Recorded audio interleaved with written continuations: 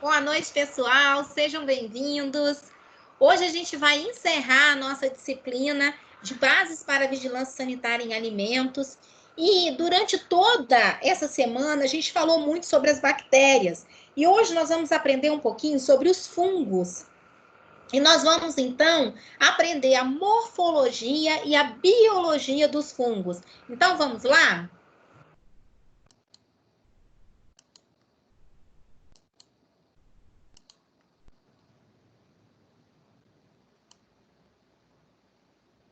Quais são os objetivos da nossa aula hoje?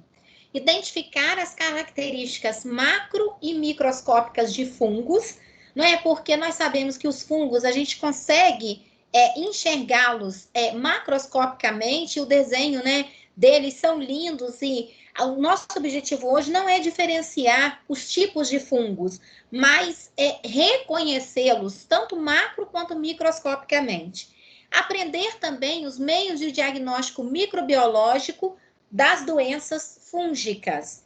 Então, nós vamos lá para o nosso... São 2 procedimentos que nós vamos fazer hoje, não é? E nós vamos ver, então, como vão se dar esses 2 procedimentos. No primeiro, nós vamos ver a morfologia macroscópica. É a identificação das estruturas fúngicas sem a utilização de microscópios.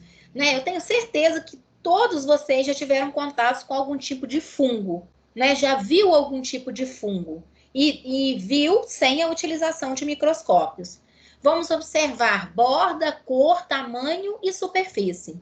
Vamos fazer também a identificação da morfologia microscópica e vamos ver microscópica e vamos ver leveduras e bolores na morfologia deles e, portanto, assim, conseguir traçar as diferenças desses 2 fungos, né? Aí o professor ressalta a questão da asepsia, né? De todo cuidado que nós devemos ter dentro do laboratório. E vamos agora, então, para o procedimento. No procedimento, nós vamos trabalhar com a morfologia macroscópica.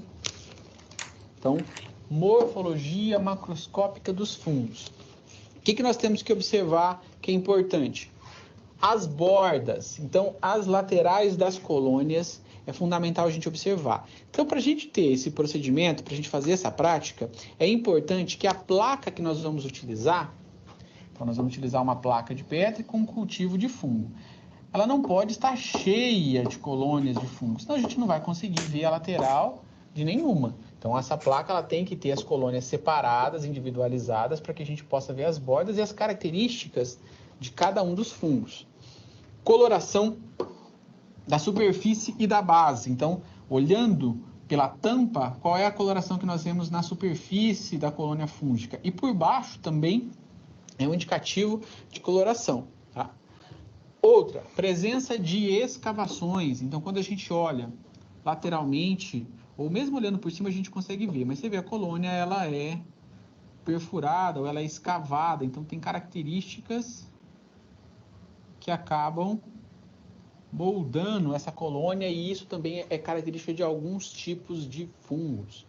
A superfície dessa colônia, ela é mucoide ou purulenta, ou seja, ela é mucoide, tá úmida, então a gente consegue ver uma camada úmida. Ela é purulenta, a gente consegue ver, parecendo que tá cheio de pelinhos. Então parece que ela é toda cheia de pelinhos. Então essas características ajudam também a identificar as estruturas dos fungos. Tá? Então, a primeira característica que a gente pode descrever aí, observar um pouquinho mais, são as bordas. Então, as características das bordas, tanto a margem em si, como da borda inteira. Então, a forma da borda, ela pode ser circular, então característica de alguns fungos, irregular, então ela não é bem retinha, tá? Isso aqui, retinho, quando a gente fala retinho, é retinho mesmo. Então, você percebe um círculo, ou ela pode ter pontas partindo de determinadas extremidades. Ela pode ser filamentoso, então você consegue ver filamentos se espalhando a partir do centro onde teve o crescimento. Rizoide também é outra bem comum, que é aparecendo uma raiz em crescimento. Tá? Então, isso aqui a gente consegue ver em muitos fungos. Outra característica que a gente pode ver é a elevação. Então, a parte superior da colônia. Se ela é convexa, se ela é plana, se ela é ovalada ou se ela tem uma cratera. São características bastante comuns do que a gente vê. Tá? Então, convexa é muito comum a gente encontrar. A margem pode ser reta, ondulante, filiforme, pode ser intermitente, cortada, lobada. Então, há vários tipos também. Isso aqui são só alguns exemplos, mas para vocês entenderem que anotar essas características ajuda a identificar depois o tipo de fungo. Quando a gente busca a descrição, existem listas de identificação pela morfologia dos fungos. Então, a gente consegue chegar muito próximo do tipo ou da espécie fúngica observando essas características. Tá? Então, para a gente observar a morfologia macroscópica, o procedimento é bastante simples. O que é que nós temos que fazer? Nós temos que pegar a placa, observar com cuidado. Se a placa estiver com umidade na tampa e a gente não conseguir observar, liga o bico de Bunsen e abre a tampa perto do bico. Lembra que nós temos uma área em volta do bico de Bunsen de aproximadamente 30 centímetros de diâmetro que tem segurança para a gente abrir ou trabalhar com material de forma estéreo. Estéreo de uma forma restrita. Claro que a gente não pode fazer movimentos bruscos, porque senão a gente acaba mudando toda a circulação de ar e aí pode ter contaminação. Então, dá para a gente trabalhar dessa forma. Então, vamos para o vídeo para a gente ver algumas dessas características. Então, olha lá. Nós temos ali duas placas. Essas placas são cultivadas aí. Nós temos o fungo crescendo. Então, a gente consegue ver a característica do fungo. Ele é bem purulento. Então, parece que ele tem pelinhos na superfície. Ele tem a superfície lobada, é circular, coloração superior é cinza e na base é preto. E também a gente conseguiu observar que ele tem uma escavação no centro de ambos os fungos. Então, para cada um de nós vai ter uma coisa diferente. Nesse aí nós temos um fungo cinza, um fungo mais escuro. Nesse fungo mais escuro a gente vê a borda, o cinza mais claro a gente vê a borda irregular, o cinza mais escuro ali também, enquanto no preto a gente vê ele bastante circular. Então essas características de borda também ajudam a identificar. E na base, ali os três têm coloração escura, coloração preta. Tá? Então, sumiu a imagem de vocês? É uma característica para a identificação dos fungos. Sumiu a imagem? Sumiu aqui. Entrou a tela do O som parou.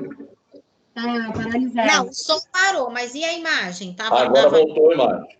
Voltou? Tá, vou Voltou. soltar de novo. Permite a gente Tá observar ok? cada uma dessas estruturas. Ok. Outra técnica que nós podemos fazer para observar melhor a morfologia macroscópica do fungo é cultivar um fragmento desse fungo separadamente, tá? Então, como é que nós vamos fazer esse cultivo separado dos fungos? Acendendo, então, aí o bico de Bunsen. Importante que a chama tenha que ficar azul, então a gente controla essa coloração da chama com a entrada de oxigênio na base.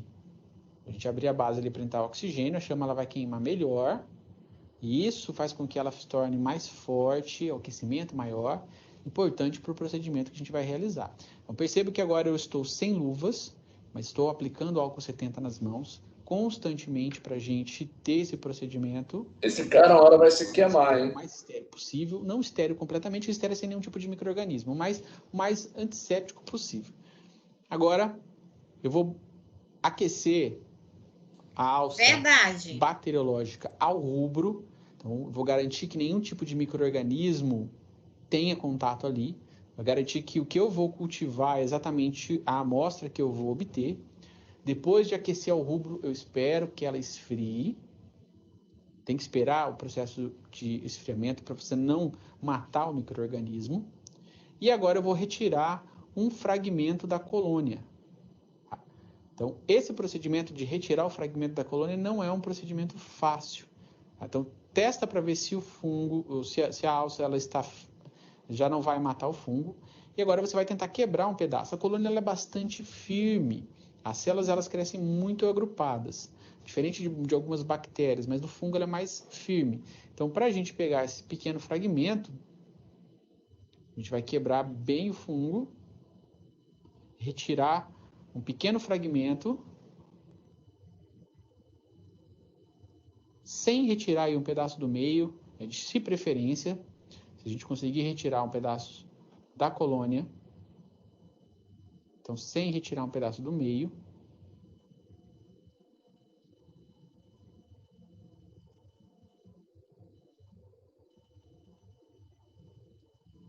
então forcem bem.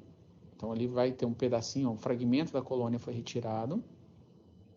Esse fragmento eu vou fazer o quê? Vou colocar ele numa outra placa estéreo, sem nenhum micro-organismo, bem no centro da placa.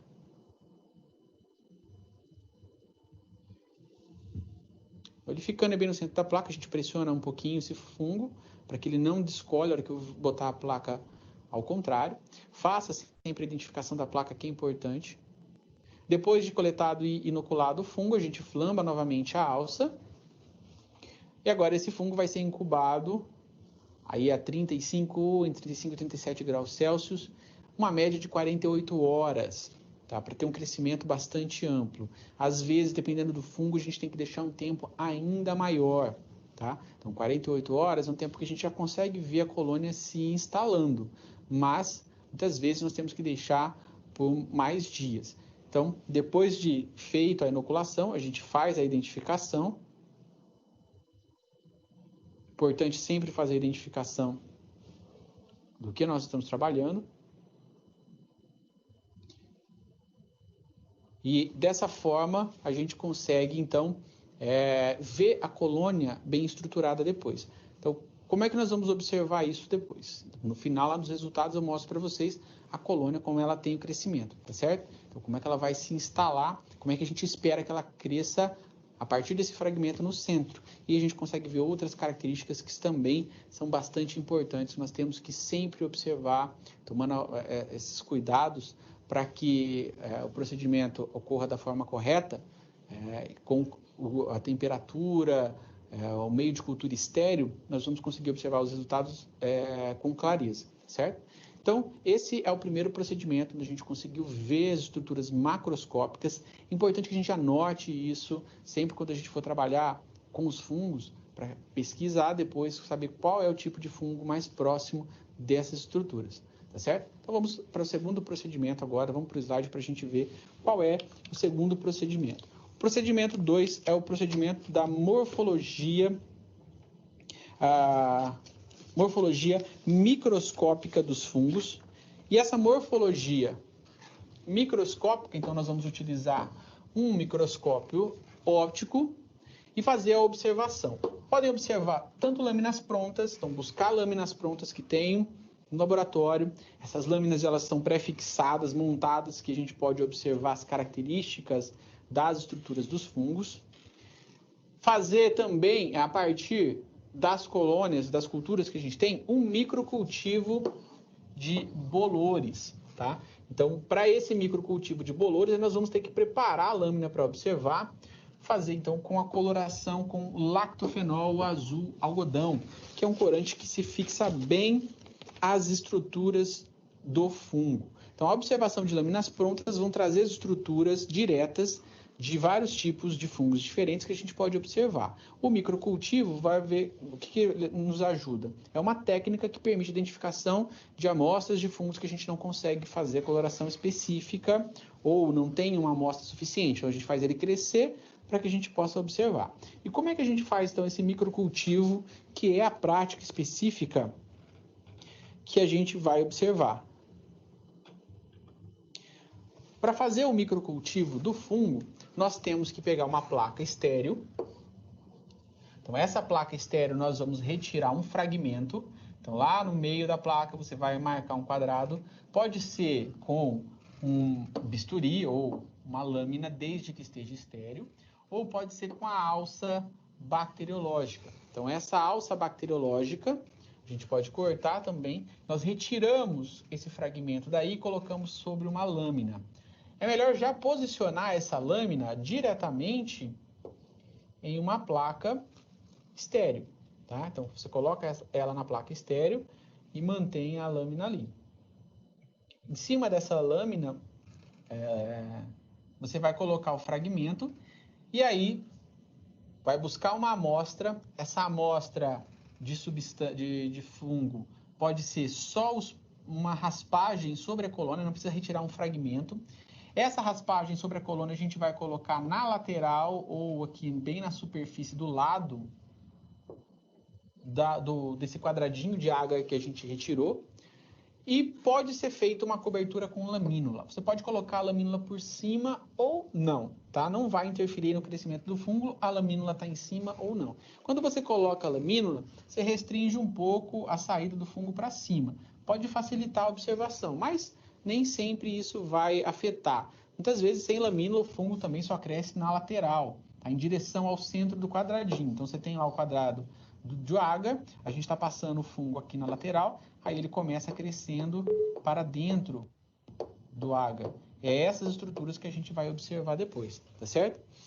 Na placa também você pode utilizar um pequeno chumaço de algodão embebido aí com salina para que umedecer, mas se for um cultivo aí de 24 horas também não há tanta importância, tá? Não há necessidade de fazer esse procedimento para observação rápida. Entretanto, o fungo vai crescer melhor até umas 48 horas. Então pode colocar ou não esse pequeno chumaço, desde que esteja estéreo. Sempre importante estar estéreo e com essa salina também estéreo, tá certo? Para manter a umidade. O que a gente vai observar a partir daí? Nós vamos observar estruturas microscópicas de reprodução dos fungos. O que são essas estruturas? Essas estruturas, elas vão produzir esporos. Então, esses esporos fúngicos, nas extremidades dessas hifas, as estruturas de reprodução, permitem classificar muitos tipos de fungos. Então, permite a gente fazer a identificação desses tipos. Então, nesse procedimento, depois de pronto, nós vamos fazer a coloração, identificar para ter essa observação direta dos tipos de fungos, tá certo? Então, vamos ver como é que se dá esse procedimento de montagem do microcultivo de bolores. Então, vamos para o slide para a gente ver. Então, é importante aí nós termos consciência de que esse microcultivo de bolores, ele funciona bem para fungos filamentosos, fungos que produzem hifa. Fungos que não produzem hifas, a gente não vai ter o crescimento muito bem. Então, o que nós estamos fazendo ali? O bico de Bunsen já está aceso, então nós temos um ambiente estéreo. Eu vou retirar uma placa. Essa placa de Petri, ela vai ter ali característica, ela vai estar estéreo, mas sem nenhum meio de cultura. A lâmina, essa lâmina, de preferência estéreo. Se ela não tiver estéreo, você faz uma esterilização parcial com álcool, tá? Então, álcool 70. De preferência, a lâmina também estéreo, igual a placa, em autoclavação. Pode ser feito dessa forma como eu estou fazendo também, com álcool 70.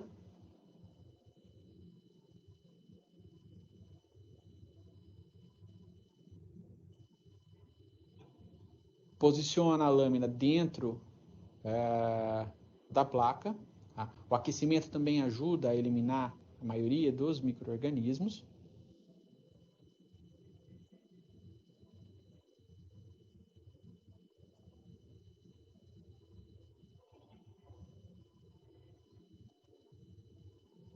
Aquece, então, a alça bacteriológica até o rubro. Aqueceu essa alça ao rubro.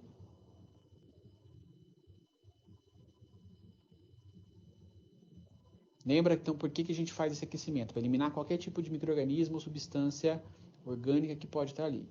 Então, agora não tem micro-organismo, então não há necessidade de esperar esfriar completamente. Tá? O que a gente vai fazer? Então, com a alça bacteriológica, eu vou cortar um pequeno fragmento. Então, vou até o fundo da placa, cortando um pequeno fragmento quadrado ou retangular do agar. E ali, com a mesma alça bacteriológica, eu posso remover esse agar daí e colocá-lo, então, sobre a lâmina que eu coloquei na outra placa que está estéril.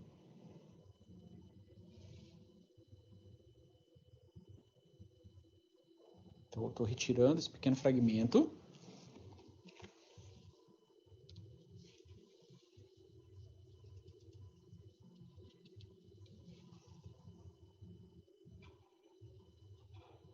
Sempre perto do bico de Bunsen. Então, pessoal, isso é muito importante. Então, depois de cortado o fragmento, vou retirar o pequeno fragmento, utilizando a alça bacteriológica.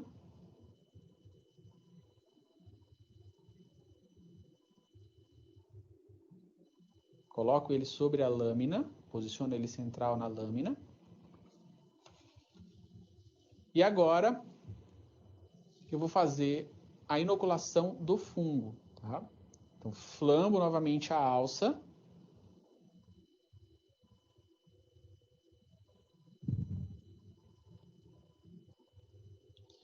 E aí, com a alça flambada, eu vou buscar agora uma amostra de fungos. Não precisa ser um fragmento, como a gente fez no procedimento anterior. Precisa ser apenas os esporos de fungos que vão crescer a partir da lateral daquele pequeno fragmento de agar. Então, a raspagem sobre a colônia, então, checa para ver se a alça bacteriológica está fria ou que ela não vai matar as células. Agora eu faço uma raspagem sobre a colônia. Muitas vezes a gente não consegue ver, não precisa pegar uma quantidade visível. Os esporos são microscópicos. Então você faz essa raspagem, você está pegando centenas de células, milhares de células. Então você vai passar isso na lateral.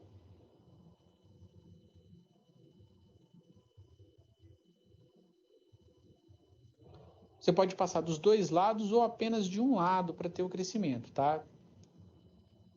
Isso não vai interferir. O fungo vai crescer a partir dos lados do agar. É o suficiente para a gente observar. Depois desse procedimento, nós temos então a lâmina pronta e agora ela deve ser incubada. O importante é que essa lâmina não seja incubada invertida, como a gente faz com a bactéria. Depois de 48 horas de crescimento, ou se a gente não conseguir observar crescimento, a gente tem que deixar um pouco mais, aí nós vamos aplicar o lactofenol azul algodão.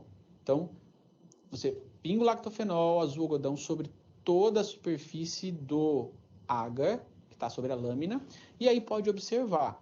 Uma característica importante, esse procedimento pode ser feito com a lamínula ou sem. Com a lamínula, se você tem dificuldade de foco, vai facilitar, certo? Então, a lamínula vai ajudar a observar as estruturas do fungo. Então, depois que a gente coloca o lactofenol, a gente cobre com a lamínula para facilitar na hora de observar com a objetiva. Não há necessidade específica de fazer isso, porque para a gente observar essas estruturas, nós vamos chegar até aí no máximo objetivo de 40 vezes. E mesmo a objetiva de 10 ou 20 vezes, a gente já consegue observar isso melhor. A objetiva de 10 vezes, a gente consegue ver com clareza as estruturas fixas ali do fungo, que é essa estrutura de reprodução. A de 40 a gente consegue aproximar um pouco mais, então vai facilitar essa observação. Mas, se você colocar a lamínula, vai impedir, por exemplo, que a objetiva, se você abaixar demais e não conseguir dar o foco, encoste no corante. Então, é uma segurança a mais que você pode ter na hora de observar, tá? Além do que ela vai deixar bem lisa a estrutura do corante e facilita também a observação. Tudo bem? Então, esse procedimento para ver algumas estruturas microscópicas de bolores, principalmente as estruturas de reprodução. Então, a reprodução, para a produção de esporos desses fungos, tá certo? Então, esse é o procedimento 2, depois a gente vai ver o resultado. E agora vamos para o procedimento 3. Vamos para o slide. Nesse procedimento 3, então, como a gente descreveu, nós vamos fazer a identificação de leveduras de interesse médico. Tá? Aqui a escolhida no nosso procedimento vai ser a Candida albicans. Então, Candida albicans, responsável por causar várias infecções, tanto sistêmicas como infecções da boca, infecções vaginais, por exemplo, nós temos a Cândida sendo bastante característica. Ela é uma levedura oportunista, então ela depende das características alteradas do nosso organismo para se estabelecer. Nesse procedimento, então, de identificação da cândida, nós vamos trabalhar com o hidróxido de potássio. Esse hidróxido de potássio, ele vai ser colocado sobre a lâmina. Sobre essa lâmina, a gente vai colocar aí 100 microlitros da cultura ou uma porção da amostra. Se for uma amostra, se uma cultura sólida, a gente pega uma pequena porção. Também, aí a gente pode raspar um pouco mais até ver essa quantidade, porque como é levedura, ela não vai estar tão rígida como a gente viu dos bolores. Então, vai ser mais fácil de retirar. Uma característica aí para a gente só tomar cuidado. No roteiro vai estar colocando lá 500 microlitros. 500 microlitros pode ser muito para a lâmina. Então, reduz essa quantidade para 100 microlitros, que vai facilitar o trabalho da lâmina e com a lamínula, tá? Então, 100 microlitros de uma cultura líquida ou uma porção, no caso de uma cultura sólida, de uma amostra sólida. Aqueça essa mistura sobre a chama. Então, depois que a gente misturar o hidróxido de potássio com a cultura, nós vamos colocar sobre a chama, não deixando ferver, ou seja, passando sobre a chama. Você pode parar um pouco, mas não deixa por muito tempo, senão ela ferve muito rápido. Não deixar ferver, então não pode ferver essa solução.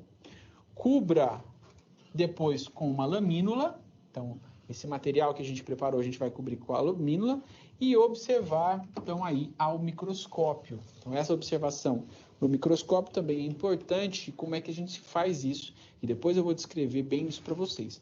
Agora vamos ver qual é o procedimento para a preparação da lâmina com a cultura de cândida. É importante que a gente tem que ver aí, pessoal. A cultura de cândida, como eu falei, ela é uma levedura, ela cresce bem em meio líquido e também em meio sólido. No meio sólido ela vai formar umas colônias que é mais fácil retirar. No meio líquido a gente tem que tomar bastante cuidado. Para quê? A cultura, ela vai deixar, se cresceu, a gente vai ver o meio turvo. Geralmente os meios eles são transparentes, translúcidos, então a gente consegue ver através do meio. Se a bactéria, ou no caso aí a levedura, está crescendo, então ela deixa o meio turvo, ele fica opaco, a gente não consegue ver de um lado para o outro. Entretanto, se esse meio ficar parado por algum tempo, as leveduras vão para o fundo do tubo. Então, a gente tem que sempre agitar esse tubo para poder pegar a amostra e aí já vir com uma quantidade de leveduras para a gente poder observar, tá certo? Então, isso é importante. Então, vamos ver como é que a lâmina deve ser montada. Então, a lâmina estéreo, a gente vai colocar, então, algumas gotas de hidróxido de potássio sobre a lâmina.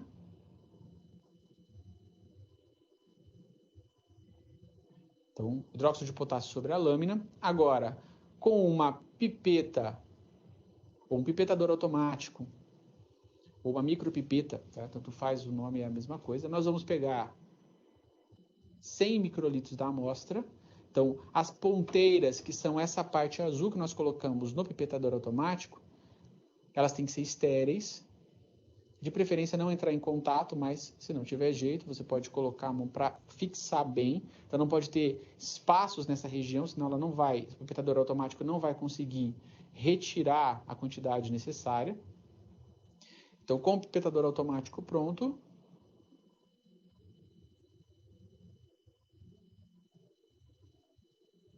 nós vamos retirar então uma alíquota. Cuidado na hora de inverter o tubo assim para não inverter muito rápido e ele acabar saindo, tá certo? Então ali 100 microlitros, eu já explico para vocês como é que o pipetador automático funciona para quem ainda não sabe. Então 100 microlitros no pipetador automático. Agora eu vou colocar esses 100 microlitros sobre o hidróxido de potássio. Tá? Descarto a ponteira no meio com o detergente. E agora, com o auxílio de uma pinça ou de um pregador, eu vou aquecer no bico. Esse procedimento, fora daí, não precisa ser totalmente estéril. Só hora que você está abrindo a amostra. Agora, na lâmina, não tem esse problema de ser totalmente estéril, porque a gente está olhando a lâmina e depois ela vai ser descartada. Então, estou aquecendo então, o hidróxido de potássio com a cultura de leveduras.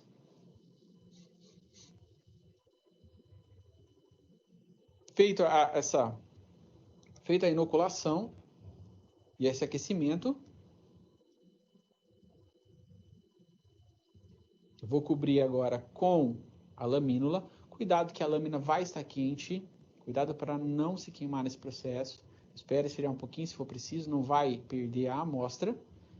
E agora pressionando uma lateral com a lamínula. Então, também a lamínula tem que tomar bastante cuidado para ver se não tem mais de uma grudada, porque elas são extremamente finas. Se tiver muitas lamínulas, vai dificultar na hora da observação. E aí deixa ela cair, agora ela vai preencher todo o espaço ali entre a lâmina e a lamínula com a solução de hidróxido de potássio e leveduras. Então, esse procedimento é de preparação das leveduras para observação no microscópio. Então, nós tivemos todo o procedimento onde nós pegamos a levedura, colocamos hidróxido de potássio e aquecemos. Esse aquecimento é fundamental. Sem o aquecimento, o hidróxido de potássio não vai agir com a parede do fungo e a gente não vai conseguir fazer a observação correta. Isso vai dar uma certa refração na parede da levedura que vai facilitar a gente observar. Tá? Então, hidróxido de potássio é extremamente importante nesse procedimento.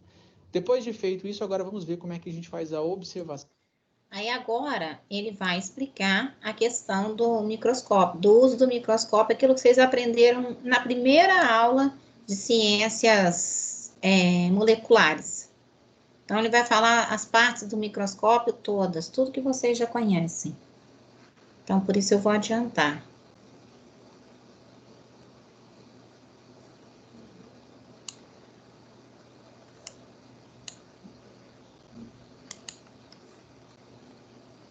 Agora já vai começar com a resolução comentada, o que ele está vendo.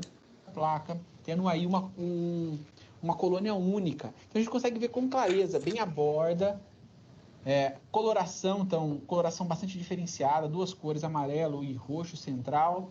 Ela é toda enrugada na superfície, que é também outra característica de algumas colônias de fungos. Então, isso permite o quê? Identificar a morfologia macroscópica que vai aproximar ou vai trazer características que permitem a gente identificar o fungo. Então, cada tipo de fungo vai apresentar um tipo de colônia, um tipo de característica para identificação. Tá? E isso vai ser diferente para os tipos de fungos que a gente vai ver. Então, olha só alguns outros exemplos. Então, colorações bastante variadas, tá? Purulentos ou não. Então, na superfície algodoada, então parece que tem um algodão com aquela borda central, lembra que a gente mostrou? Então, superfície, uma borda central. Nós temos uma coloração bastante diversificada. Essa daqui parece que tem pelos saindo da superfície. Essa aqui tem uma superfície irregular. Então, cada uma delas vão ter estruturas próprias. Olha aquela borda central. Coloração diferenciada nas bordas. Borda bastante regular. Essa aqui nós temos a borda bastante irregular, borda lobada. Então, a gente consegue ver essas estruturas, essas características e identificar possíveis tipos fúngicos. Então, crateras no meio do fungo, né? Bordas centrais, como eu mostrei para vocês, filamentoso, então vejam os filamentos se espalhando a partir do centro. A outra característica é toda rugada, mas com aquelas bordas de crescimento como a gente mostrou. Então lá esses níveis de crescimento que vão sendo esporádicos, de tempos em tempos ele vai crescendo mais. Estruturas de reprodução saindo para a superfície em determinados pontos, então isso a gente também consegue ver em alguns bolores. Estão permitindo identificar características diretas desses fungos. Tá? Muitos bolores podem causar também infecção. Tá? Não é muito comum a gente ver bolor nesse caso, mas para que a gente vai buscar aí saber de bolores? É muito comum a gente ver bolores causando degradação em alimentos. É importante a gente saber identificar essas estruturas. Os fungos são micro-organismos que têm um crescimento ótimo em situações mais extremas. Eles conseguem viver numa faixa de pH muito mais ampla. Enquanto as bactérias vão aí de 4 a 8, os fungos podem ir de 2 a 12, 13, até chegando a 14. Então, tem uma faixa muito ampla de crescimento. Quando está lá na sua geladeira e uma laranja começa a apodrecer, o que está fazendo aquele apodrecimento? É uma bactéria ou um fungo? É um fungo. Você vê a casca ali, o bolor crescendo em volta do fungo, porque ele aguenta a acidez muito mais do que as bactérias. Além do que a temperatura mais baixa, também ele tem uma resistência maior. Então, fungos crescem bem a temperaturas de 4 graus. Não todos, né? Claro que não, mas muitos deles conseguem crescer. Então, nós temos que saber fazer essa identificação de alguns tipos de bolores. O próprio bolor do pão também é uma característica para a decomposição de muitos alimentos. Então, e os esporos se espalham com facilidade. Então, muitos alimentos têm um contato direto e nós temos que saber fazer essa identificação. Essas estruturas macroscópicas do crescimento do agar ajuda a identificação dos tipos fúngicos, mas também estruturas microscópicas podem ajudar nesse processo. Tá? Muitos tipos de estruturas de reprodução assexuada, onde o fungo não precisa ter junção de gametas ou junção de células em mistura aí de genes de fungos diferentes, podem se formar. E essas estruturas assexuadas ajudam a identificar muitos tipos diferentes ou grupos diferentes de fungos, muitos deles comuns, tanto causando infecção quanto causando degradação de alimentos, degradação de muitos materiais. Os fungos eles são decompositores naturais, o que não é um processo ruim. Eles decompõem matéria orgânica, fazem a reciclagem desses materiais para que a gente possa aproveitar, para que os nutrientes voltem para o ambiente e possam ser reabsorvidos, possam entrar de novo no ciclo da natureza, tá certo? Mas nós podemos fazer essa identificação direta desses fungos através da observação microscópica. Então vamos para o slide para a gente ver então algumas dessas estruturas de reprodução, tá? Então essas estruturas de reprodução vão produzir esporos que são comuns a determinadas classes ou grupos de fungos. Tá? Por exemplo, o penicillium, ele tem essa estrutura. O penicillium tem essa estrutura em forma de haste, sendo que nas superfícies ou na ponta dessas hastes, nós temos os esporos se formando. Então, essas hastes, essas hifas, que nós conseguimos observar bem, tá? Então, as hifas são características de fungos filamentosos, de bolores, e na superfície aí eles começam a produzir os esporos. Então, esse tipo de esporo, produzindo dessas hastes, é característico de penicillium, então do grupo penicillium. Então, uma morfologia direta para fazer a identificação, tá? Mas você na observação, tanto das lâminas prontas que vocês têm, quanto no bolor que a gente fez o microcultivo de bolor, a gente pode observar essa estrutura. Tá? Elas não são sempre iguais, então isso é bastante característico. Então, quando a gente vai procurar, vai ter muitas hifas. Então, se você olhar na lâmina, a gente vai encontrar um emaranhado de hifas, todos misturados. A gente tem que buscar essas estruturas de reprodução. Então, geralmente nas laterais a gente vai conseguir ver, identificar mais essas estruturas e a partir daqui a gente vai fazer a identificação, tá certo? Então, para cada tipo, a gente pode ver uma estrutura diferente se formando. Por exemplo, o aspergilo já é um pouco diferente. Ele forma uma estrutura globular e nessa estrutura globular ele começa a liberar os esporos na superfície. Esses esporos de superfície são característicos, então, do aspergillus. Então, veja o tamanho de um núcleo, tem aqui 40 micrômetros para a gente observar. Então, o objetivo aí de 40 vezes a gente vê isso aqui com clareza, tá certo? Então, a gente consegue observar todas as estruturas de reprodução e definir bem claramente como é cada um desses procedimentos, ou cada um desses grupos de fungos que a gente consegue identificar. Outra estrutura do rizópode. O rizópode ele tem a característica de formar essa estrutura aqui de reprodução assexuada, globular. Dentro dessa estrutura a gente vê os esporos se formando e depois se rompem. Essa estrutura aqui é uma estrutura de replicação sexuada, na verdade, que você tem a junção de dois grupos de de hifas e aí acaba formando essa estrutura.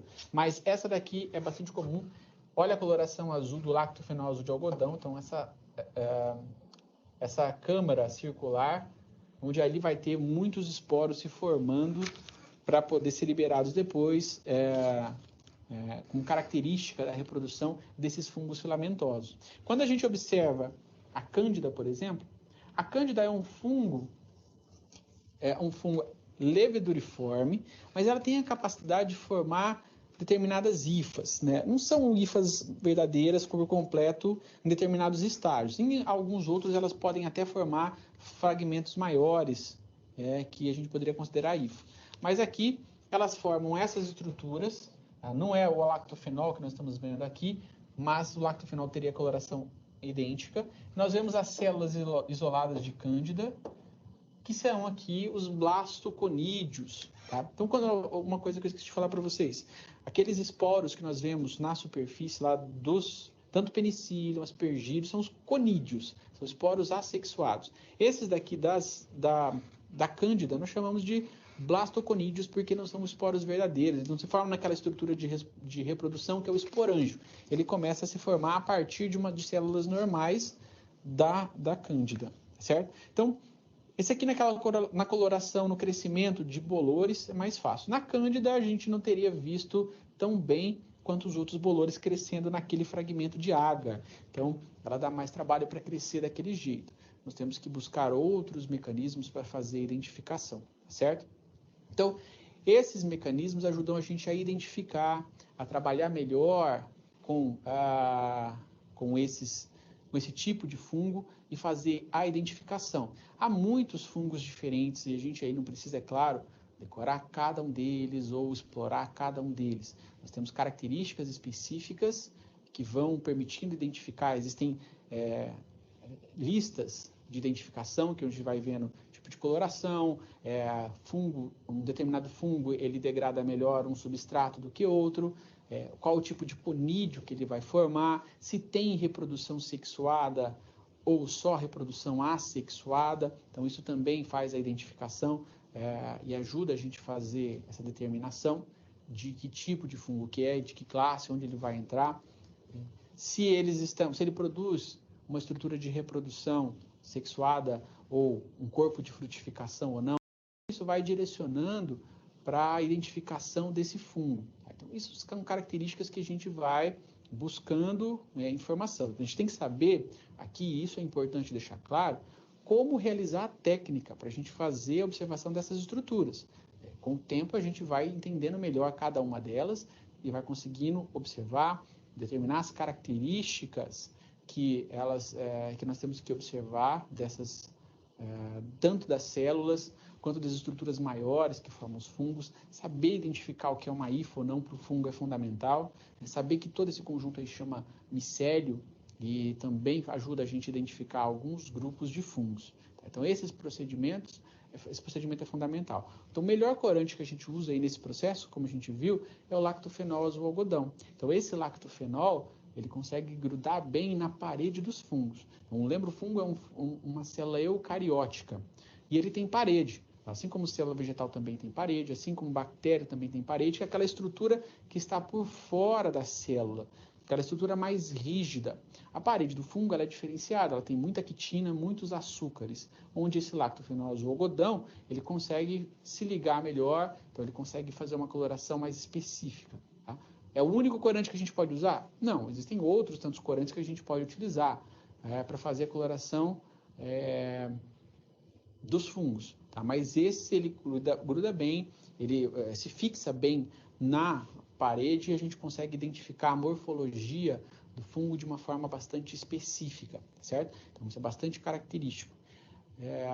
Então esses dois procedimentos iniciais nós vimos tanto a morfologia macroscópica quanto a morfologia microscópica, a gente viu de bolores principalmente, de leveduras microscopicamente, aí nós podemos fazer aquela coloração com hidróxido de potássio. Então, vamos para o slide para a gente ver como se dá essa coloração com hidróxido de potássio.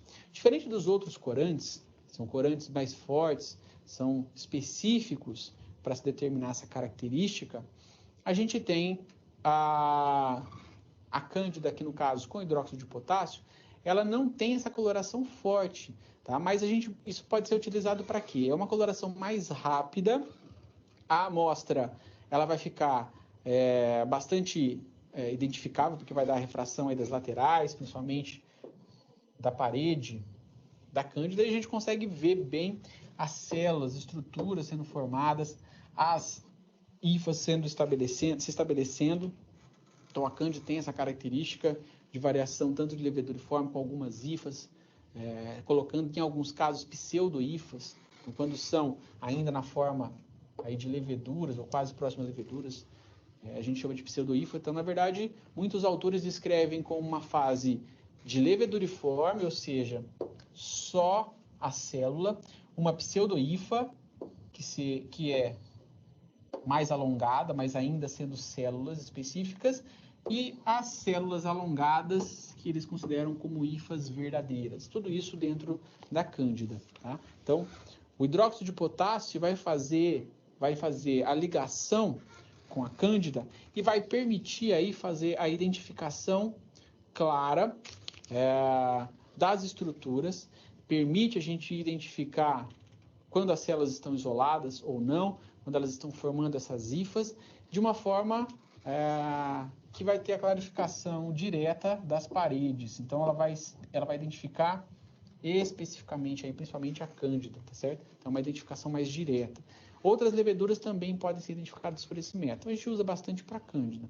Tá? Então, um método que vai clarificar, vai demonstrar com clareza cada uma dessas estruturas e serve para a gente identificar, portanto, algumas leveduras que causam infecções, tá certo? Então, esses procedimentos que a gente identificou aqui são para utilizar para identificação de contaminantes, tanto em amostras biológicas, quanto também em amostras de alimentos, amostras de ambiente. Tá? Então, essas características permitem fazer a identificação desses micro-organismos de uma forma ampla.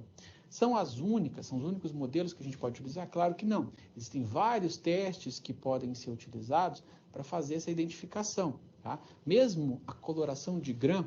Então, o que é a coloração de Gram? Só para a gente relembrar. Aquela coloração que a gente faz para separar bactérias Gram positivas de bactérias Gram negativas, a gente também pode utilizar em caso de leveduras. É claro que a coloração vai ficar muito forte, muitas vezes a gente não vai ter a estrutura, mas a gente consegue ver com clareza. Muitas vezes até dá para fazer tem uma refração na parede, a gente consegue ver, separar bem a levedura e diferenciar, inclusive, das bactérias, tá? Que vão estar crescendo ali, pode estar crescendo numa cultura mista, por exemplo. Então, colorações para identificação das células, tem várias possíveis que a gente pode utilizar. Tá? Essas são só algumas que a gente viu. Então, com o hidróxido de potássio, a gente viu com lactofenose, o algodão também. Então, isso permite que a gente consiga ver as células separadamente.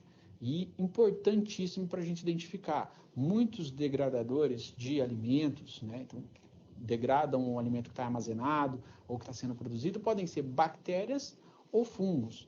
Ambos são decompositores. E é importante a gente fazer essa identificação. Por quê? Isso pode mostrar muito de onde vem a contaminação daquele ambiente, que tipo de contaminação, se foi transferido pelas mãos ou se é uma falta de higiene geral do ambiente. Então, essa identificação é importante. Além do que, vai direcionar o procedimento de esterilização que a pessoa tem que fazer naquele ambiente. Que tipo de material que ela vai utilizar, que tipo de degerminante, que desinfectante que ela vai aplicar ali, para que o fungo cresça bem, ou que o ambiente seja bastante estéril, ou que tenha um mínimo de micro-organismos capazes de degradar tanto alimento ou qualquer outro tipo de material, tá certo? Então, nós estamos falando aqui de vigilância sanitária, estamos falando de vigilância sanitária de alimentos. Então, nós temos que buscar mecanismos para identificar isso, principalmente a decomposição de alimentos. A gente já viu, e é o que eu acabei de falar para vocês, que esses fungos eles têm um crescimento bastante amplo em ambientes específicos. Então, em ambientes mais frios, provavelmente o que a gente vai ter crescendo ali são fungos. Ambientes mais ácidos, que têm acidez maior, provavelmente são fungos. Mas é certeza sempre que vai ser desse jeito? Óbvio que não. Então, é preciso fazer uma avaliação específica para a gente saber bem quais são as características desses fungos, para a gente identificar melhor como fazer essa separação, tá? Então, caracterizando bem os fungos, tanto das estruturas de reprodução, quanto das estruturas que não são reprodutivas, umas hifas, a gente tem essa característica bastante importante. Um ponto que eu esqueci de mostrar para vocês, e eu quero que vamos voltar lá para o slide só para colocar esse ponto importante, é que quando nós comparamos as hifas de fungos filamentosos com os fungos leveduriformes, nós temos aí uma certa diferença, principalmente como a estrutura acaba se montando. Então, essas hifas dos filamentosos, elas tendem a ser mais finas, bastante alongadas. Muitas dessas hifas podem aparecer septadas.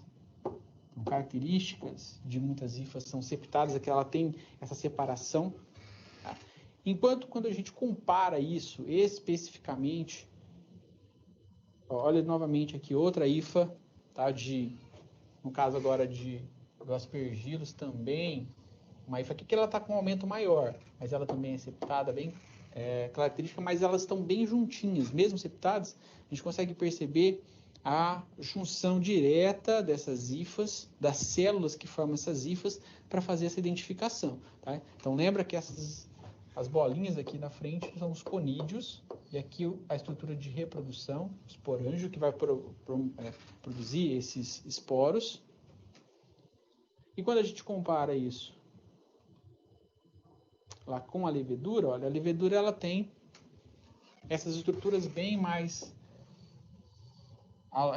alargadas, e a ligação direta não é uma ligação direta específica entre elas. Até muitos autores aí vão colocar, quando elas estão crescendo assim mais longe, por isso elas são chamadas de pseudohifas, não tem essa ligação específica com a junção das células, mas ainda assim elas estão crescendo e formando essas estruturas alongadas que nós poderíamos caracterizar dessa forma, tá certo? Então, novamente aqui, ó, com a clarificação, a gente vê as separações em pontos específicos, a gente consegue fazer essa identificação, tá? Separação do que é leveduriforme, do que é filamentoso, para identificar os fungos, tá certo? Então, isso é fundamental para fazer quando a gente vai trabalhar nesse procedimento, nessa identificação. Tudo bem? Então, nesta aula,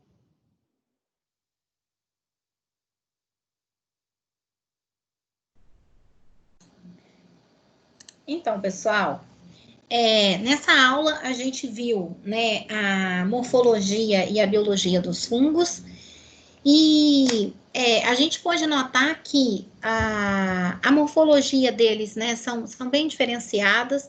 Não foi a nossa intenção aqui classificar cada um deles, porque eles, né, pertencem a N famílias, mas reconhecê-los, né, e poder identificá-los de acordo com a sua morfologia.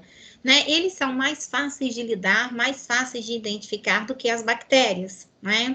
E estão presentes com mais facilidade também no nosso meio ambiente. Bom, a gente conclui a nossa aula, né, a nossa disciplina de bases para vigilância sanitária em alimentos, né? O nosso objetivo principal foi fazer, né, essa relação entre a microbiologia, né, de alimentos e a vigilância sanitária dos mesmos, né?